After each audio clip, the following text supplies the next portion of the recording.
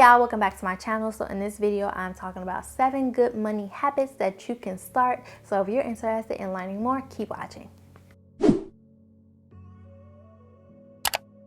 If you are looking to improve your finances and you want to know what are some things that you can do to help you, then keep watching this video to learn what habits you can start today. One thing that you want to get into the habit of starting is checking your credit score and checking your credit report.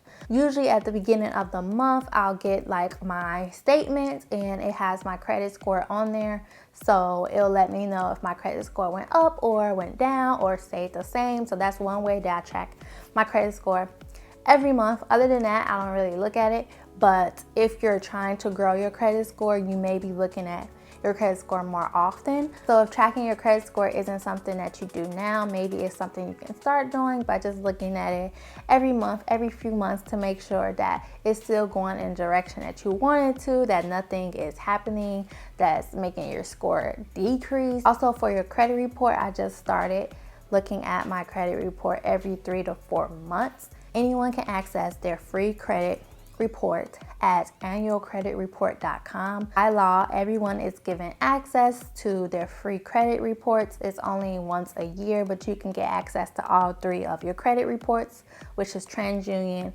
Equifax, and Experian. So every year, you can check all 3 of those credit reports, and I like to space mine out. So let's say in January, I'll check one report, Experian. And then the next 3 to 4 months, I'll check TransUnion. Then the next 3 to 4, I'll check Equifax. And one reason that they say do this is because if someone steals your identity or just something goes wrong on your report, you'll be able to catch it throughout the year, as opposed to you checking all of your credit reports at one time. Let's say on January 1st, you check all 3 credit reports because they only give you a limit of checking your credit reports. You can't check it again for free the rest of those months. So that's one reason I like to spread it out so I can make sure that nothing is going on in my report that I don't know about. So if you haven't checked your credit reports, go to annualcreditreport.com and you can check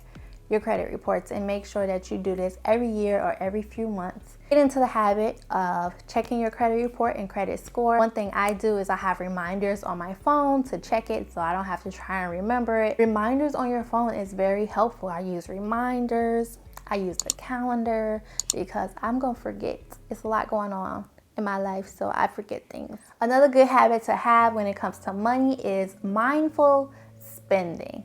Sometimes we don't realize that we're just spending money to spend money. So just becoming more aware of your money habits is something that I think will help. For me, there's a few things I've noticed. One is I'm an emotional eater, mainly sweets. If I'm happy, if I'm sad, I reach for the chocolate, I reach for the sweets all day long. Even if I don't really want it, I like it, so I'll get it. You know, TJ Maxx, Marshalls, you're just like, oh, this is nice, then you just buy it. And it's just like, it just becomes a point where it's like, you just buy stuff. Impulse buying is a part of that. You don't really want it, you know, if it's not really gonna make you happy or add value. Consumerism is real, and that's why when you go into Walmart or Target, you say, I'm just gonna get a few things, and you leave out with a lot more than you went in for. So just become more aware and mindful of your spending.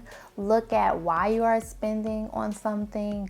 How are you feeling when you're spending on something? Because sometimes, like if I'm not feeling, you know, that good or something, for some reason, spending money makes me happy. Like if I'm not feeling good or something, like, oh, let me just go buy me something. I don't really feel that much better, but it's nice in the moment, you know? Also, every time I leave my apartment, for some reason, I have to spend money. This is something I became aware of. It's like I can't just be outside. Like I have to spend money somewhere. I have to go to Walgreens. I have to go to Marshalls, TJ Maxx. I have to get some food. I have to get a snack. I have to buy something while I'm out. Personally, I think that's an issue. Pay your bills on time or early. The worst thing is being behind and not having enough to pay. So getting into the habit of always paying on time, or if you have it, always pay early, because that is being financially responsible and you're not stressed because your bills are paid and you ain't got to worry about it. So you have one late payment and then there's another, and now you're just in this habit of having late payments all the time and paying all these fees, which you don't want. I know some people, if you have it like this, cool. If you don't, you will one day. I heard some people pay like months of rent up front. I've never done that before. It sounds really cool. I would do that. Like, that sounds so smart. If you can do that, oh, check you out. You're really showing out. Like, okay. Avoid debt and payments. One thing is, if you have experience with debt, you know how it is, you know how it feels, and it's just like, why would you want to put yourself in a situation to do that again? Is that worth it? I don't think it is. Once I get out of that, I don't want to go back, to be honest. You do not want that to be your life. You don't want a life of payments all the time. So if you're in debt, if you owe someone, get out of that as soon as possible and never look back after that. You are paying in payments, that basically means you cannot afford it. But you know, we like to live above our means, which I'll talk about later. So get into the habit of avoiding debt and payments. If someone gives you opportunity, say, oh, here are only 4 easy payments or whatever, say no. Either you pay in full or you buy something else that you can't afford, because you can't afford this. If there are payments, honey, you can't afford this. And that's why they making payments, to make it seem like you can. If you can't buy it multiple times, you can't afford it. Who wants to pay extra money in interest? And the thing is with interest is, you already cannot afford it, which is why you have payments. On top of having those payments, you have additional money added, which is interest. It's like, you already can't afford it, and now you're trying to afford it, and you have to pay even more. Make it make sense, y'all. Make it make sense. And this is why we need to get our lives together, get our financial situation together, because ignorance will make us even more broke. We have to learn, we have to relearn. Live below your means. One thing that you want to do is not go above and beyond what you can afford, because it will hurt you in the long run. You know what you can afford, and if you don't, then you need to take a look at your budget and your finances to see. I think sometimes we think we can afford things because, oh, we have the money, but we forget about the things that we didn't pay already, or the more important things that we want to put money towards. You know, you can afford things and you are living below your means when buying stuff isn't hurting you. It's like, oh, I'm fine. Oh, I can do that.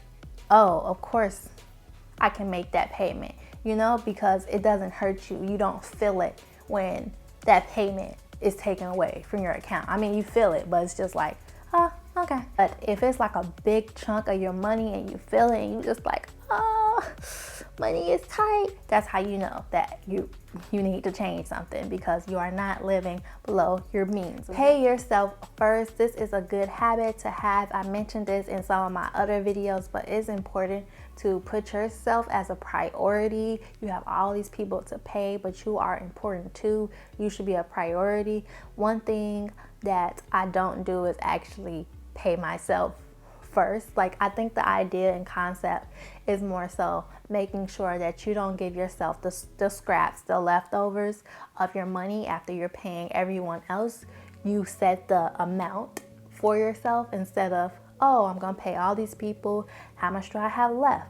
Oh, let's see what I can put to my savings. Instead, you have a set number you have for your savings, and you have money for everybody else as well. So this is another habit that I really like, and I talked about it in my previous videos, and that is setting up automatic transfers. You can do this for investing, you can do this for savings, you can do this for your bills, everything automated. Even though some things I still manually do, and I'll check in on automations to make sure they went through. Overall, it's just a good habit to have because we are forgetful, we forget things. I have automatic transfers, I have reminders, everything. That's how I make sure that I am on track with my finances. I know everything that's going on, I know how things are moving, what's going where, all of that. One thing they say is more so you want your bank to pay them. So instead of giving, let's say, your phone bill, your bank account information for them to, take out every month, instead you would tell your bank, hey, pay them every month. People suggest that more because you don't want everyone having your bank information. Well, that's the end of my video. If you enjoyed this video and found value in it, hit the like button and subscribe if you haven't already, and I will see you in my next video.